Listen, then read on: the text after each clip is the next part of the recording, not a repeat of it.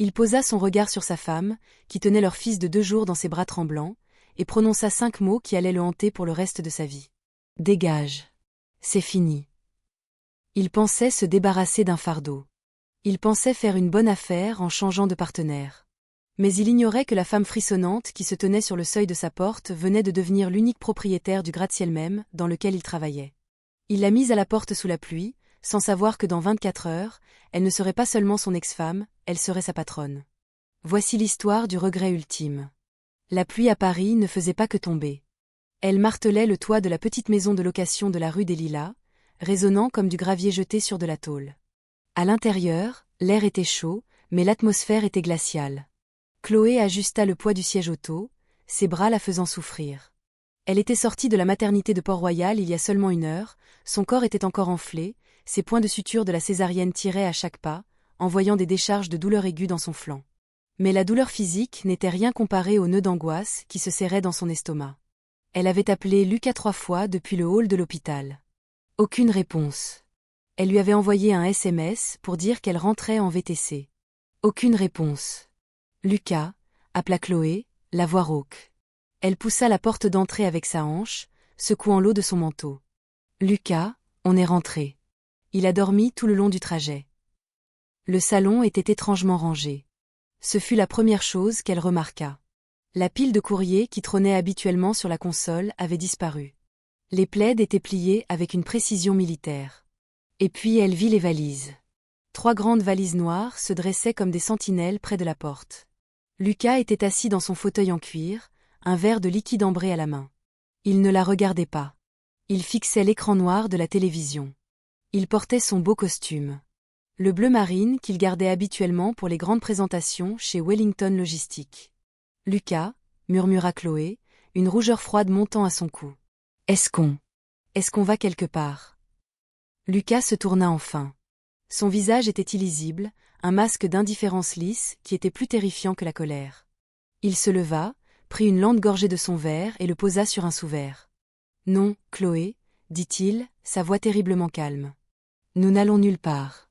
Toi, si. Chloé cligna des yeux, confuse.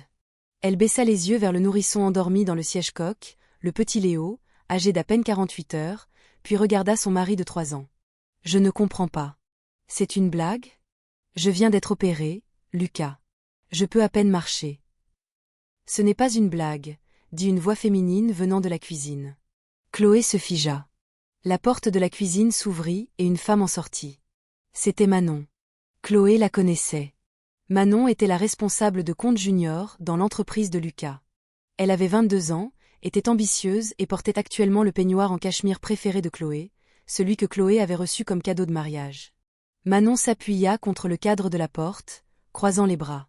Elle regarda Chloé avec un mélange de pitié et de dégoût, comme si Chloé était un chien errant égaré dans un restaurant 5 étoiles. Lucas, qu'est-ce qu'elle fait ici? La voix de Chloé tremblait. Elle vit ici maintenant, dit Lucas, marchant pour se tenir aux côtés de Manon. Il ne mit pas son bras autour d'elle. Il se contenta de rester là, présentant un front uni. J'essayais de trouver le bon moment pour te le dire, mais il n'y a jamais de bon moment. Je ne suis pas heureux, Chloé. Je ne le suis plus depuis longtemps. Tu me quittes? Chloé haleta, agrippant la poignée du siège auto si fort que ses jointures blanchirent. Maintenant? Je viens de donner naissance à ton fils. C'est exactement pour ça. Lucas craqua, sa façade calme se fissurant une seconde. Regarde-toi, Chloé. Tu es une épave. Tu n'as aucune ambition. Tu te contentes de vivre d'un salaire à l'autre, à découper des bons de réduction pour l'épicerie. Je monte en grade chez Wellington Logistique. J'ai besoin d'une partenaire qui correspond à l'image d'un vice-président. Manon comprend le monde de l'entreprise. Toi, tu veux juste être maman. Je t'ai soutenue pendant que tu passais ton MBA, cria Chloé, les larmes débordant enfin. J'ai fait des doubles services au restaurant pour que tu puisses étudier. Et maintenant que tu as un peu d'argent, je ne suis plus assez bien. Lucas soupira, regardant sa montre. Ce n'est pas un débat. J'ai payé le loyer de cet endroit jusqu'à la fin du mois, mais le propriétaire sait que le bail passe à mon nom seul à partir de demain. Tu dois partir maintenant. Il pleut à verse, pleura Chloé.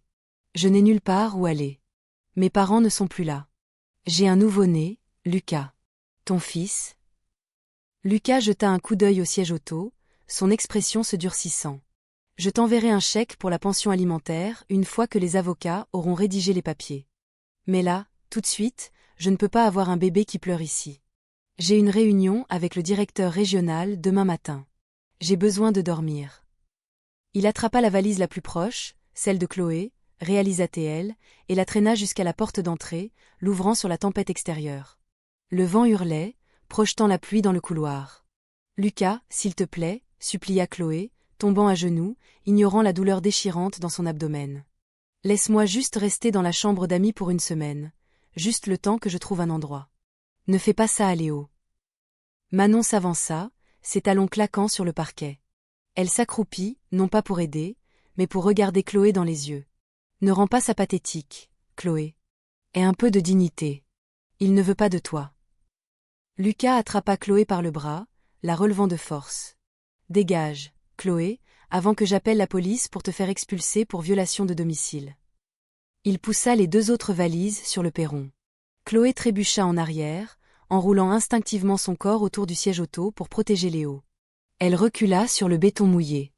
Tiens, dit Lucas, jetant une épaisse enveloppe sur le sol trempé. Il y a 500 €. Ça devrait te payer un motel pour quelques nuits. Ne reviens pas. La porte claqua. Le bruit résonna comme un coup de feu. Chloé resta seule dans l'obscurité, la pluie trempant instantanément ses cheveux et son pyjama. À l'intérieur du siège auto, Léo se réveilla et commença à hurler. Chloé ne se souvenait pas avoir marché jusqu'à l'arrêt de bus RATP. C'était un flou de phares, de klaxons et des sanglots rythmés de son fils. Elle s'assit sur le banc en métal sous l'abri en plastique fragile, tremblant violemment. Sa valise était trempée. L'enveloppe d'argent était fourrée dans son soutien-gorge, le seul endroit sur auquel elle pouvait penser. Elle vérifia son téléphone. 14% de batterie. Elle fit défiler ses contacts. Qui pouvait-elle appeler? Sa mère était décédée il y a 2 ans. Son père était parti quand elle était toute petite. Elle ne connaissait même pas son nom, seulement qu'il était une sorte d'homme d'affaires qui ne voulait rien avoir à faire avec eux. Ses amis. La plupart s'étaient éloignés après son mariage avec Lucas, qu'il avait systématiquement isolé, prétendant que ses amis étaient des gens de peu de valeur. Elle composa le numéro du refuge pour femmes locales. « Je suis désolée, ma chérie », dit la voix lasse à l'autre bout du fil. « Nous sommes complets ce soir. La tempête a amené tout le monde. Essayez l'armée du salut en centre-ville, mais ils sont généralement pleins dès 18h. » Il était 21h30. Chloé raccrocha, réprimant un cri. Elle ouvrit son application bancaire. Solde, 42,50 €. Lucas avait vidé le compte d'épargne commun. Il ne lui avait laissé rien d'autre que l'argent liquide dans l'enveloppe. « Ça va aller, Léo », murmura-t-elle, berçant le siège auto, ses larmes se mélangeant à la pluie qui gouttait de son nez. « Maman est là. Maman va arranger ça. » Mais elle ne savait pas comment. Elle avait 26 ans, était sans emploi, ayant quitté le restaurant pour préparer l'arrivée du bébé, sans abri et se remettant d'une chirurgie majeure. Une voiture ralentit devant l'arrêt de bus. Chloé se tendit. Ce n'était pas un bus. C'était une DS9 noire et élégante aux vitres teintées. Elle semblait déplacée dans ce quartier, brillant sous les lampadaires comme une panthère. Chloé tira le siège auto plus près, son cœur martelant. Était-ce un prédateur? Quelqu'un cherchant à profiter d'une femme vulnérable? La vitre arrière s'abaissa avec un doux bourdonnement électrique. « Madame Chloé Bernard », appela une voix. Chloé se figea. Elle n'avait pas utilisé son nom de jeune fille, Bernard, depuis son mariage avec Lucas. « C'est qui ?» dit-elle, la voix tremblante. La portière de la voiture s'ouvrit et un homme en sortit. Il ne se souciait pas de la pluie. C'était un monsieur âgé, peut-être dans la soixantaine, portant un costume gris anthracite immaculé et tenant un grand parapluie noir. Il marcha vers elle d'un pas décidé, sa posture rigide et respectueuse. « Je m'appelle Arthur », dit l'homme, étendant le parapluie pour la couvrir, elle et le bébé. « Je suis l'exécutif principal de la succession de Jean-Pierre de Montfort. » Chloé le fixa. « Jean-Pierre de Montfort, le magnate de la tech ?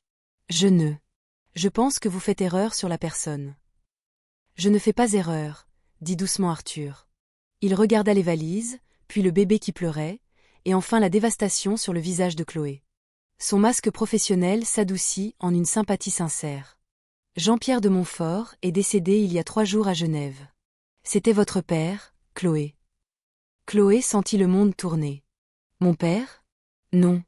Mon père était un bon arien qui a quitté ma mère avant ma naissance.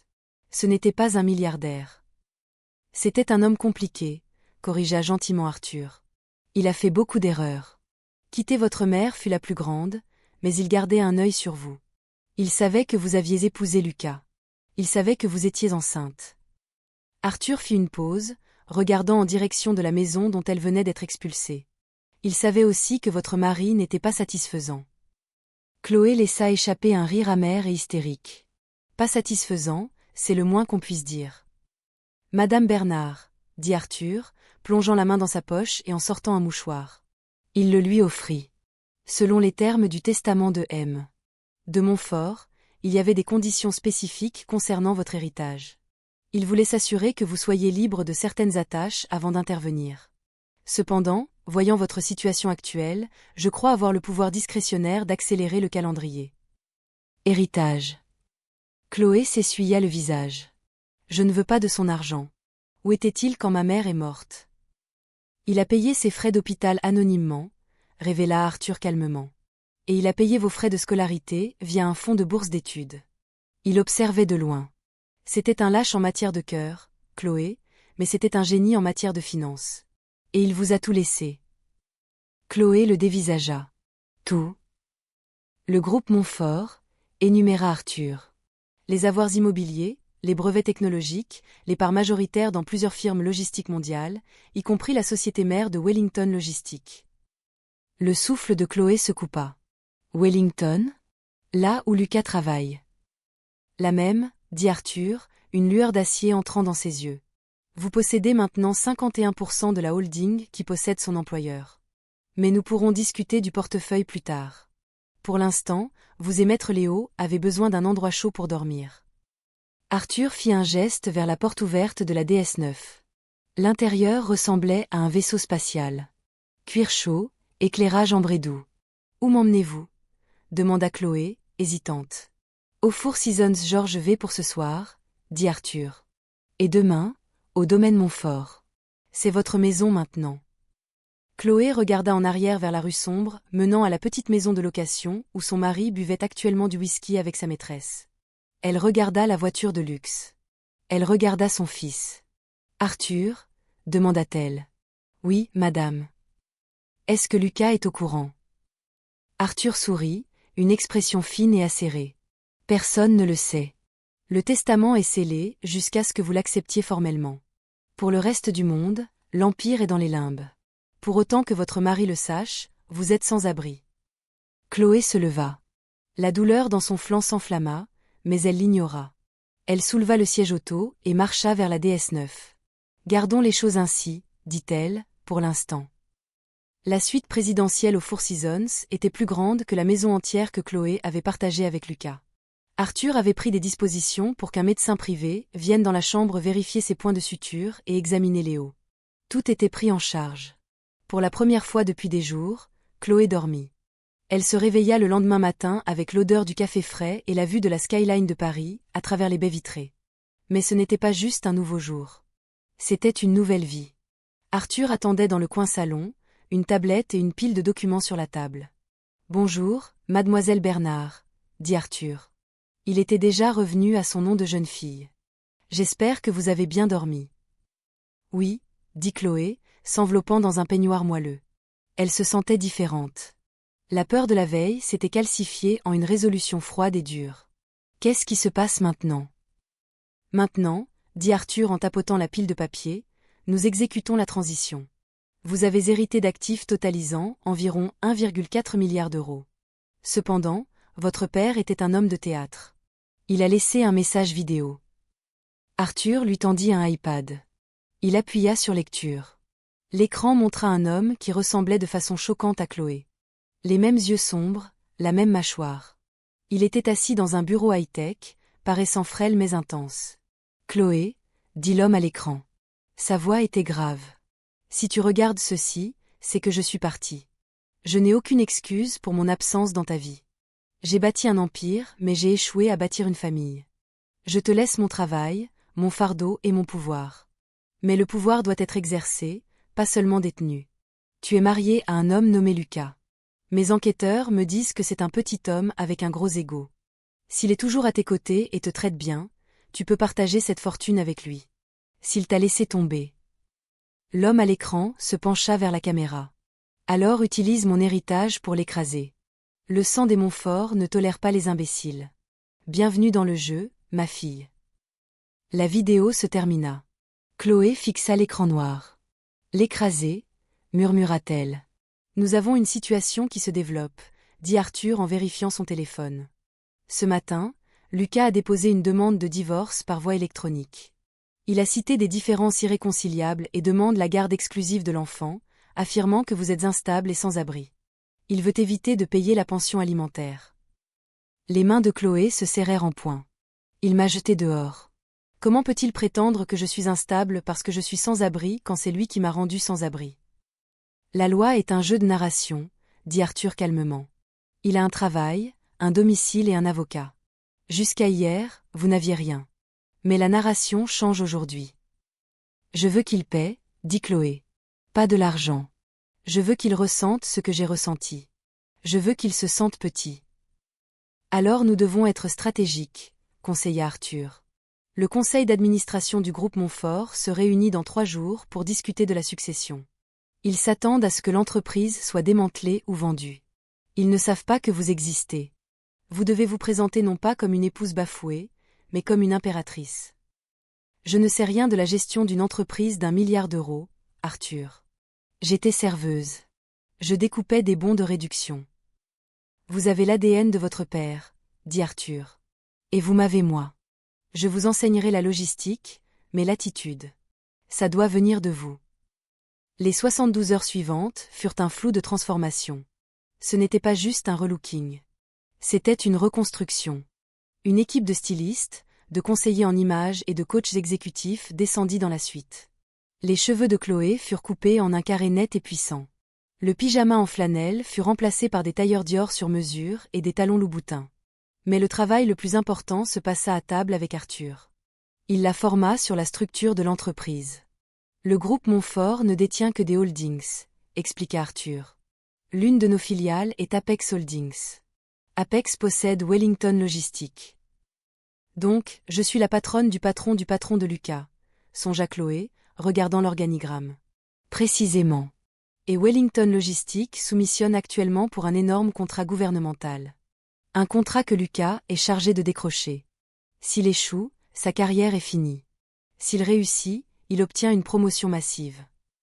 Quand est la réunion de présentation pour le contrat? Demanda Chloé. La semaine prochaine, dit Arthur. Elle se tiendra au siège d'Apex à la Défense. Le PDG d'Apex, M. Stéphane, sera là, et le nouveau propriétaire du groupe Montfort, vous, a le droit d'y assister. Chloé sourit. C'était un sourire froid et dangereux. Arthur, fais-moi entrer dans cette réunion, mais assure-toi que mon nom ne figure pas sur l'ordre du jour. Je veux être une surprise. À vos ordres, s'inclina Arthur. Pendant ce temps, à travers la ville, Lucas célébrait. Il était assis dans le bureau d'angle auquel il venait d'être promu temporairement. Avec Chloé partie, il se sentait plus léger. Manon organisait son bureau. Tu penses vraiment que tu auras le contrat gouvernemental? Demanda Manon, s'asseyant sur le bord de son bureau. C'est dans la poche, rit Lucas, tournant sur sa chaise. Les gars d'Apex ne connaissent pas le marché comme moi. Je vais entrer dans cette salle de réunion, les éblouir avec les chiffres et sécuriser mon poste de VP. Ensuite, avec l'augmentation, j'engagerai un avocat requin pour m'assurer que Chloé ne voit jamais un centime. Peut-être même que je prendrai la garde complète du gosse juste pour l'émerder. Tu es méchant, gloussa Manon. Je suis un gagnant, bébé, corrigea Lucas. Chloé était une perdante. Elle me tirait vers le bas. Maintenant, le ciel est la limite. Il n'avait aucune idée que le ciel était sur le point de lui tomber sur la tête. Le siège d'Apex Holdings était une forteresse de verre et d'acier à la Défense, surplombant Paris comme un château moderne. Pour Lucas, entrer dans ce bâtiment était habituellement une routine de badgeage et d'ignorance des gardes de sécurité. Aujourd'hui, cependant, il entra avec une arrogance qui frisait la manie.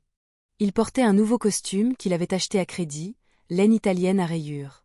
Il vérifia son reflet dans les portes de l'ascenseur alors qu'il montait au 40e étage. C'est l'heure du spectacle, marmonna-t-il pour lui-même. À côté de lui, son patron, un homme nerveux nommé Greg, transpirait. Lucas, tu es sûr de ces chiffres? Les projections pour le contrat logistique gouvernemental semblent agressives. Détends-toi, Greg, railla Lucas en ajustant sa cravate. Le conseil mange de l'agressivité au petit déjeuner. Sion y va timidas. On perd. Je vais leur vendre du rêve. À midi, je serai VP. Ils sortirent dans le hall exécutif. C'était inhabituellement calme. La réceptionniste, habituellement bavarde, ne leva pas les yeux. Il y avait une lourdeur dans l'air, le genre de chute de pression atmosphérique qui précède une tornade. Ils entrèrent dans la salle de conseil principale. C'était un espace caverneux avec une table en acajou assez longue pour y faire atterrir un avion. Au bout de la table était assis M. Stéphane, le PDG d'Apex. Il était flanqué de 6 membres du conseil, hommes et femmes, au visage taillé dans le granit. Mais il y avait une chaise vide tout au bout de la table, le siège du président. « Messieurs », annonça Lucas, posant sa mallette sur la table avec un bruit sourd. « Merci de nous recevoir. J'ai préparé une présentation qui va révolutionner la façon dont Wellington Logistique gère les contrats gouvernementaux. » Monsieur. Stéphane ne sourit pas. Il regarda la chaise vide, puis revint à Lucas. « Avant que vous ne commenciez, Lucas, nous avons une invitée. L'actionnaire majoritaire de notre société mère, le groupe Montfort, a subi un changement de direction. Le nouveau propriétaire a décidé d'assister personnellement à ce pitch. » Lucas cligna des yeux. « Le propriétaire? Je croyais que le vieux Montfort était un fantôme. Il ne quitte jamais Genève. » Jean-Pierre de Montfort est décédé, dit Stéphane solennellement. Son successeur est très impliqué. Les doubles portes au fond de la salle s'ouvrirent. Lucas se retourna, un sourire charmeur plaqué sur le visage, prêt à flatter le nouveau propriétaire milliardaire. Le sourire mourut instantanément. Il ne s'effaça pas simplement, il vola en éclats. Entrant dans la pièce, il y avait une femme. Elle portait un tailleur blanc ajusté, qui semblait coûter plus cher que la voiture de Lucas. Ses cheveux étaient coupés nets, lisses et professionnels. Elle portait des lunettes de soleil sombre, qu'elle retira lentement en approchant de la table. C'était Chloé. Le cerveau de Lucas court-circuita. Il ne pouvait littéralement pas traiter l'image. C'était la femme qu'il avait jetée dehors sous la pluie il y a 3 jours. La femme qui découpait des coupons pour le lait. La femme qu'il avait laissée avec 500 € et un nouveau-né. Chloé. Il s'étrangla, le son étouffé. Quoi? Qu'est-ce que tu fais ici? Tu m'as suivi? Sécurité. Il regarda frénétiquement les gardes près de la porte. Cette femme est mon ex-femme instable. Elle me harcèle. Sortez-la d'ici. Les gardes ne bougèrent pas. Chloé ne regarda pas Lucas. Elle passa devant lui, son parfum, une odeur de jasmin et d'argent liquide froid et dur, emplissant ses narines. Elle marcha droit vers le bout de la table. Stéphane se leva. Les membres du conseil se levèrent. Chloé s'assit dans le siège du président. « Asseyez-vous, tout le monde, » dit Chloé. Sa voix était calme, autoritaire, et totalement dépourvue de la chaleur que Lucas connaissait autrefois. « Chloé, arrête ça, » siffla Lucas, son visage devenant rouge. « C'est une réunion d'affaires. Tu t'affiches. Comment es-tu entré ici? Tu as couché avec un garde. » Monsieur Lucas, dit sèchement M. Stéphane, sa voix coupant la pièce comme un fouet. Vous vous adresserez à la présidente avec respect. Présidente. Lucas regarda de Stéphane à Chloé, les yeux exorbités. C'est une serveuse. C'est une moins que rien. Je suis Chloé de Montfort, dit-elle, croisant enfin son regard. Son regard était terriblement vide. Et depuis 72 heures, je possède le groupe Montfort, qui possède Apex, qui possède Wellington. Ce qui signifie, Lucas, que je te possède. Le silence dans la pièce était absolu. On pouvait entendre le bourdonnement de la climatisation. Lucas s'effondra dans une chaise, ses jambes lâchant prise. C'est impossible. Ton père était. Il ne l'était pas. Mon père était Jean-Pierre de Montfort, déclara Chloé. Maintenant, je crois que tu étais sur le point de présenter une stratégie pour le contrat gouvernemental. Je t'en prie, continue. Je meurs d'envie d'entendre comment tu prévois de dépenser mon argent. Lucas tâtonna avec son ordinateur portable. Ses mains tremblaient tellement qu'il ne parvenait pas à brancher le câble HDMI. Il fit tomber ses notes. Il transpirait abondamment maintenant. L'arrogance s'était évaporée, remplacée par une peur animale primitive. Il bafouilla les premières diapositives. C'était un désastre. Il bégayait. Il mélangeait les chiffres. « Arrête », dit doucement Chloé, 5 minutes plus tard. Lucas se figea. « Ces données sont incorrectes », dit Chloé, jetant un coup d'œil à une tablette qu'Arthur avait placée devant elle. « Tu projettes une marge de 15% sur l'expédition, mais tu n'as pas tenu compte de la hausse des tarifs du carburant dans le secteur Pacifique, et tu suggères que nous utilisions des sous-traitants qui ont un historique de violation du droit du travail. Si nous utilisons ce pitch, non seulement nous perdrons le contrat, mais nous serons poursuivis par le gouvernement fédéral. » Elle regarda le conseil. « Est-ce le niveau de compétence que nous acceptons chez Wellington ? » « Non, madame, » dit rapidement Stéphane. « Chloé, s'il te plaît, » supplia Lucas, sa voix se brisant. « Je peux arranger ça. J'étais juste nerveux. »« C'est mademoiselle de Montfort, » le corrigea-t-elle. « Et tu n'auras pas l'occasion d'arranger ça. Parce que tu es viré. »« Tu ne peux pas me virer, » cria Lucas en se levant. « C'est un licenciement abusif. C'est personnel. »« C'est personnel, » convint Chloé en se penchant en avant. « Mais c'est aussi professionnel. J'ai demandé à mon équipe d'auditer tes notes de frais hier soir, Lucas. Les dîners avec Manon, les réunions clients dans des hôtels. Tu as tout facturé sur la carte de l'entreprise. C'est du détournement de fonds. » Lucas devint pâle. « Sécurité, » dit Chloé en agitant la main avec dédain. « Escortez M. Lucas dehors et assurez-vous qu'il rende la voiture de fonction immédiatement. » 2 grands gardes attrapèrent Lucas par les bras. Alors qu'il le traînait hors de la salle de conseil, donnant des coups de pied et hurlant à propos d'avocats, Chloé ne le regarda pas partir. Elle reporta son attention sur le conseil. « Maintenant, » dit-elle en ouvrant un dossier, « discutons de la vraie stratégie. » Lucas ne partit pas tranquillement. Il alla voir les requins. Une semaine après avoir été viré, Lucas était assis dans le bureau de Frédéric, un avocat spécialiste du divorce des plus agressifs de Paris. Frédéric était connu pour détruire des vies. « Laissez-moi récapituler, » dit Frédéric en tapotant un stylo sur son bureau. « Votre femme hérite d'1 milliard d'euros 3 jours après que vous l'avez mise à la porte. »« Oui, » dit Lucas. Il avait l'air terrible. Il vivait maintenant dans un motel, Manon étant devenue soudainement distante une fois que la carte de crédit avait cessé de fonctionner. Mais nous étions toujours légalement mariés. Aucun papier n'a été signé. Cet argent est un bien matrimonial. Je veux la moitié. Et je veux la garde exclusive de mon fils. »« Pourquoi le fils ?» demanda Frédéric. « Moyen de pression, » ricana Lucas. « Elle aime ce morveux.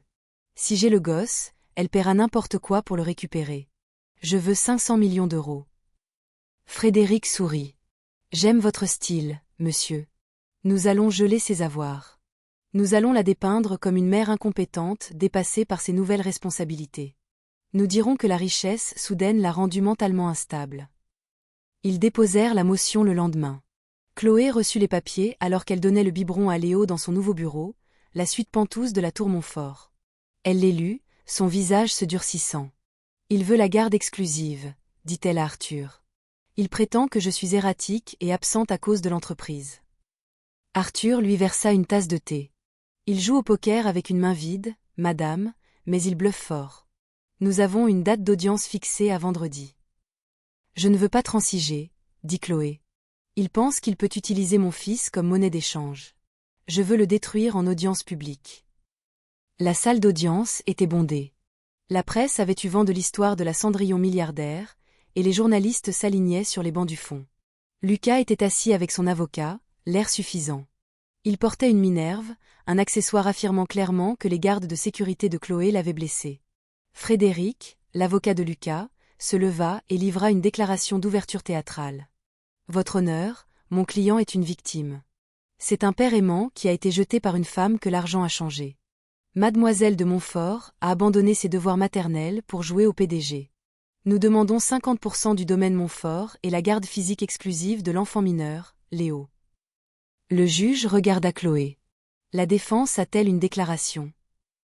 L'avocate de Chloé, une femme calme nommée Valérie, qu'Arthur avait engagée, se leva. « Nous en avons une, votre honneur, mais nous aimerions d'abord soumettre une pièce à conviction. Pièce A.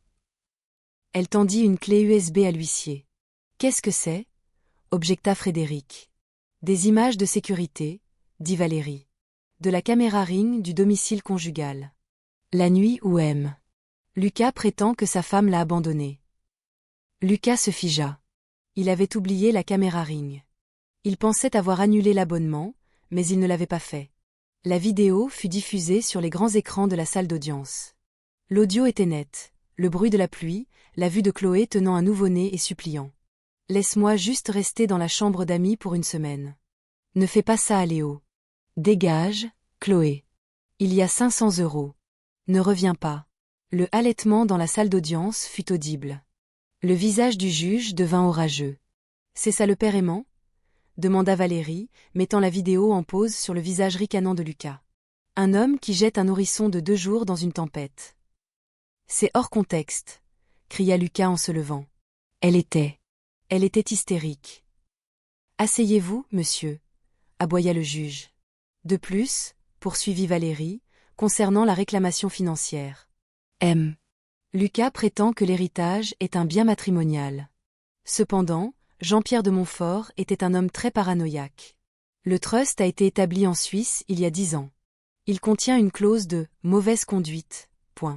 Valérie brandit un document. Le trust stipule explicitement que si la bénéficiaire, Chloé, est mariée au moment de l'héritage, les fonds restent dans un trust aveugle à moins que le conjoint ne signe une renonciation. Cependant, si le couple est séparé, les fonds lui sont immédiatement débloqués. En demandant le divorce avant de savoir pour l'argent, et en l'éjectant physiquement du domicile, Lucas a légalement établi la date de séparation au soir de la pluie. Par conséquent, l'héritage a été reçu après la séparation. Lucas regarda son avocat. « Qu'est-ce que ça veut dire ?» Frédéric ferma son ordinateur portable. « Ça veut dire que vous vous êtes foutu dedans, Lucas. Vous avez déposé les papiers trop tôt. Vous n'aurez pas un centime. » Le juge frappa avec son marteau. À la lumière des preuves vidéo, j'accorde la garde légale et physique exclusive à Mademoiselle de Montfort. Monsieur Lucas, j'émets une ordonnance restrictive temporaire. Vous devez rester à 150 mètres de la mère et de l'enfant. Et compte tenu de votre aveu de chômage, j'ordonne un audit forensique de vos finances pour déterminer la pension alimentaire que vous devez à votre femme pour les années où elle vous a soutenu. Lucas resta là, la bouche ouverte, alors que sa vie s'effondrait. Mais le retournement de situation n'était pas fini. En sortant du tribunal, Manon attendait dans le couloir. Lucas courut vers elle. « Manon, bébé, c'est un revers, mais on peut faire appel. On a juste besoin d'eux. » Manon recula, dégoûtée. « On ? Il n'y a pas de « on », Lucas. J'ai vu les infos. Tu es fauché. Tu es sur liste noire dans l'industrie, et honnêtement, tu es pathétique. » Elle tourna les talons et partit. Lucas resta seul dans le couloir du palais de justice, aveuglé par les flashs des paparazzis. 3 mois passèrent et le fossé entre Chloé et Lucas devint un canyon. Chloé s'était installée dans son rôle avec une grâce qui surprit même Arthur. Elle n'était pas juste une figure de proue. Elle était une leader naturelle. Ses années à gérer des services chaotiques au restaurant et à désamorcer des clients en colère l'avaient préparée pour la salle du conseil bien mieux qu'aucun programme de MBA n'aurait pu le faire. Elle écoutait. Elle était décisive. Et elle était juste. Sous sa direction, l'action du groupe Montfort avait grimpé de 12%. Et Léo était devenu la mascotte non officielle de l'étage exécutif, gazouillant dans son parc, tandis que des fusions de plusieurs milliards d'euros étaient discutées à voix basse à proximité. Mais pendant que Chloé s'élevait, Lucas pourrissait. Il vivait dans un studio humide au-dessus d'une boulangerie, un endroit qui sentait en permanence la levure rance et la farine moisie. Il avait été mis sur liste noire dans l'industrie logistique. La nouvelle de son incompétence et de son effondrement public chez Apex s'était répandue rapidement. Maintenant, il travaillait au noir comme télévendeur, vendant des extensions de garantie de voitures douteuses à des gens qui lui raccrochaient au nez. La rage en lui ne s'estompait pas. Elle purulait. Elle grandissait comme une moisissure noire consumant chacune de ses pensées éveillées. Il ne voyait pas ses propres actions comme la cause de sa chute. Il ne voyait que le vol de son futur par Chloé. Il passait ses nuits à boire de la bière bon marché et à faire défiler des articles de presse sur elle, zoomant sur des photos d'elle lors de galas de charité, portant des bijoux qui coûtaient plus que les gains de toute sa vie. Il avait besoin d'un moyen de revenir. Il avait besoin de la blesser. Il avait besoin d'une option nucléaire. Un mardi soir, en fouillant dans une pile de cartons endommagés par l'eau qu'il avait réussi à sauver de la petite maison, Lucas le trouva. C'était une enveloppe Kraft coincée entre une vieille déclaration d'impôt et une garantie pour un mixeur. Centre de santé reproductive de Paris. Lucas fronça les sourcils, le souvenir flou. Ils y étaient allés il y a 2 ans, à l'époque où ils essayaient d'avoir un bébé pour la première fois et que rien ne se passait. Il se souvenait que le médecin était un homme au visage sombre qui parlait en jargon médical. Lucas l'avait ignoré, son ego refusant d'accepter que quelque chose puisse ne pas aller chez lui. Quelques mois plus tard, Chloé avait annoncé qu'elle était enceinte et il avait complètement oublié la visite. Il déchira l'enveloppe. À l'intérieur se trouvait une analyse détaillée de son échantillon. Il plissa les yeux devant les graphiques, les barres dépassant à peine la ligne de base. Il lut le résumé. Oligospermie sévère. Viabilité compromise. Il ne comprenait pas les nuances médicales. Il ne lut pas les petits caractères concernant la faible probabilité par rapport à l'impossibilité. Il se contenta d'assimiler les chiffres bas. Et puis son esprit narcissique fit un saut logique qui était à la fois brillant et délirant. Si ces chiffres étaient si mauvais, comment était-elle tombée enceinte? Un lent sourire diabolique se répandit sur son visage, illuminé par la lumière vacillante de sa télévision. « Je t'ai eu, murmura-t-il, serrant le papier comme une arme. Tu n'as pas conçu naturellement, n'est-ce pas? Tu l'as acheté. » Le lendemain matin, Lucas utilisa sa dernière faveur auprès d'un copain de fac qui travaillait pour un blog tabloïd. Il promit une révélation explosive qui détruirait la coqueluche milliardaire Chloé de Montfort. À midi, les journalistes s'étaient rassemblés devant son studio au-dessus de la boulangerie. C'était une scène pathétique. Des micros tendus vers le visage d'un homme portant un polo taché. Mais Lucas se sentait comme un roi. « Chloé de Montfort est une fraude », annonça Lucas aux caméras, sa voix tremblant d'une indignation vertueuse feinte. Elle joue la victime. Elle joue la sainte. Mais elle ment au monde, à ses actionnaires et aux tribunaux. Il brandit le document médical, bien qu'il fît attention à ne pas laisser les caméras voir le texte spécifique, seulement l'entête. « J'ai la preuve que Léo n'est pas mon fils », déclara Lucas, lâchant la bombe. « Et j'ai des raisons de croire qu'il n'est pas son fils non plus. » Les journalistes criaient les uns par-dessus les autres. « Lucas, insinuez-vous qu'elle l'a adopté? Est-ce à propos de l'héritage? » « C'est entièrement à propos de l'héritage, » cria Lucas, improvisant son mensonge au fur et à mesure. Le testament Montfort avait une clause secrète. Il exigeait un héritier dans l'année suivant le décès pour débloquer les milliards. Chloé le savait. Je ne pouvais pas lui donner d'enfant, alors elle a simulé la grossesse. Elle a utilisé une mère porteuse, ou elle a acheté un bébé au marché noir pour sécuriser le paiement. C'était un mensonge, une fabrication monstrueuse et sans fondement. Mais à l'ère d'Internet, la vérité est souvent plus lente que le scandale. En quelques heures, Fraude Montfort était en tendance mondiale. L'action de l'entreprise fit une chute brutale alors que l'incertitude ébranlait les investisseurs. Au-dessus de la ville, dans la suite pentouse de la tour Montfort, Chloé regardait les nouvelles sur un écran mural. Elle ne faisait pas les 100 pas. Elle ne pleurait pas. Elle était assise dans un fauteuil à haut dossier, donnant le biberon à Léo, son expression terriblement calme. Arthur se tenait près de la porte, le visage pâle. « Madame, notre équipe juridique rédige une mise en demeure. Nous pouvons avoir une injonction contre lui demain matin. Nous pouvons le poursuivre pour diffamation. » « Non, » dit Chloé, sa voix calme, mais portant le poids de l'acier. « Un procès prend des mois. D'ici là, le doute se sera installé. Il attaque mon fils, Arthur. Il traite mon enfant d'accessoire. » Elle fit faire son roc à Léo doucement, le plaçant sur son épaule. « Il veut une guerre. » Chloé se leva, lissant sa jupe. « Arthur, préparez la voiture. Nous allons à la station de télévision. »« Madame, êtes-vous sûre ?» demanda Arthur, hésitant. S'engager avec lui pourrait valider ses affirmations. « Je ne vais pas m'engager avec lui, » dit Chloé, marchant vers l'ascenseur privé. « Je vais l'achever. » Chloé organisa une interview exclusive en direct pour le JT de 20h sur TF1. Elle arriva au studio, ressemblant en tout point à l'impératrice, cheveux impeccables, une robe simple mais coûteuse, et Léo dans ses bras. Le studio était tendu. La présentatrice, une journaliste chevronnée nommée Sandrine, se pencha alors que les caméras tournaient. « Mademoiselle de Montfort, » commença Sandrine. « Votre ex-mari a fait des allégations choquantes aujourd'hui. Il prétend que vous avez simulé votre grossesse pour satisfaire une clause du testament de votre père. Il prétend avoir des preuves médicales qu'il n'aurait pas pu engendrer votre enfant. Que répondez-vous? Chloé regarda directement dans l'objectif de la caméra. Elle imaginait Lucas assis dans son studio sombre, regardant ce flux, pensant avoir gagné. Le testament de mon père est un document public, dit Chloé, sa voix stable et claire. Il n'y a jamais eu de clause exigeant un héritier. N'importe quel étudiant en première année de droit pourrait le vérifier. Lucas le saurait aussi, s'il avait jamais pris la peine de lire un document de sa vie. Mais comme son récent licenciement le suggère, l'attention aux détails n'est pas son point fort. Un léger sourire toucha ses lèvres, mais il n'atteignit pas ses yeux.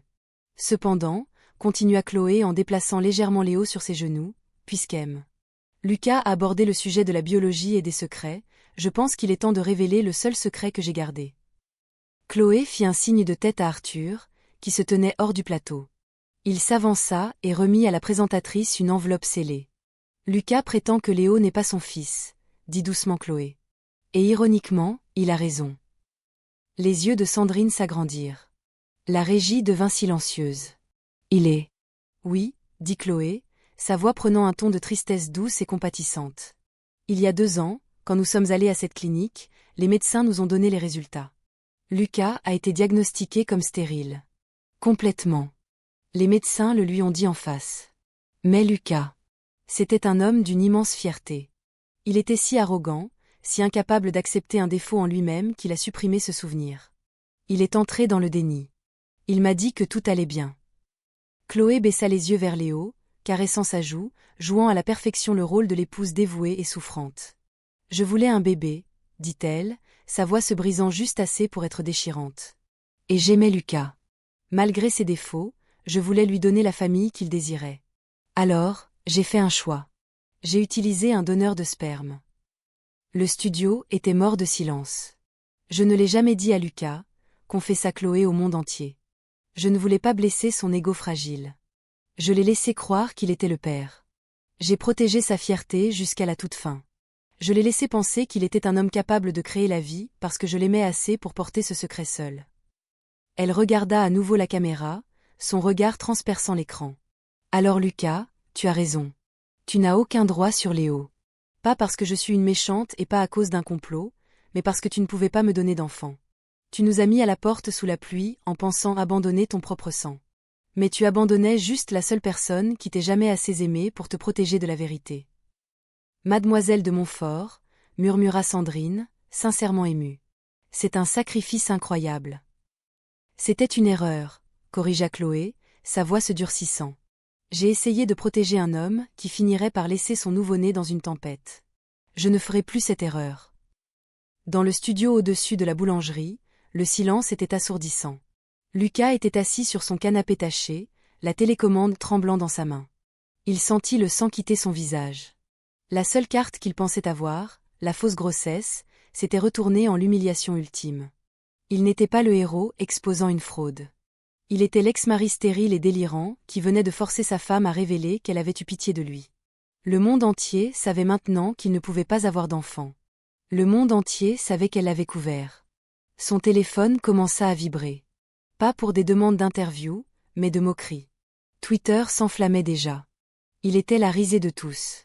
Lucas fixa l'écran, l'image de la femme qu'il avait jetée paraissant intouchable et radieuse. Il réalisa alors qu'il n'avait pas juste perdu la bataille. Il avait été effacé. Il hurla, un son guttural brut de défaite, et jeta la télécommande sur la télévision, brisant l'écran en une toile d'araignée de fissures. Mais alors que l'image vacillait et mourait, il savait qu'il ne pouvait pas briser la vérité. Il était seul et il n'était rien. 1 an plus tard, la grande salle de bal de l'hôtel Ritz bourdonnait du murmure doux et coûteux de l'élite parisienne. Des lustres en cristal projetaient une lueur dorée et chaude sur une mer de smoking et de robes de créateurs, l'air épais du parfum de lys et de champagne français. C'était le gala inaugural de la Fondation Montfort, un événement qui faisait parler la ville depuis des mois. Chloé se tenait sur le balcon privé, les portes vitrées scellées derrière elle, étouffant les applaudissements qui tonnaient actuellement à l'intérieur. L'air nocturne était vif. Mais pour la première fois de sa vie, le froid ne la dérangeait pas.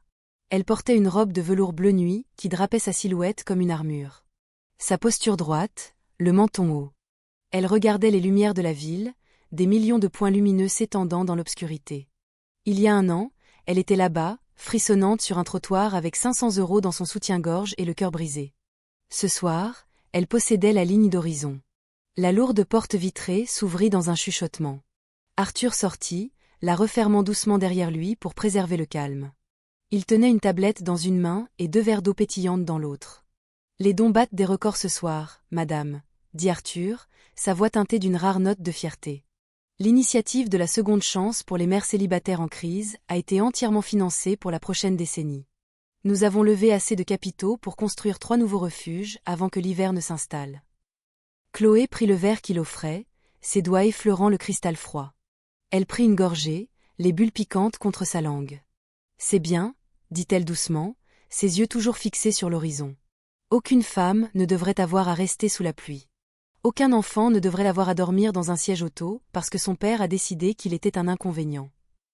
Vous avez transformé votre douleur en forteresse pour les autres, nota Arthur, s'avançant à ses côtés pour s'appuyer contre la balustrade en pierre.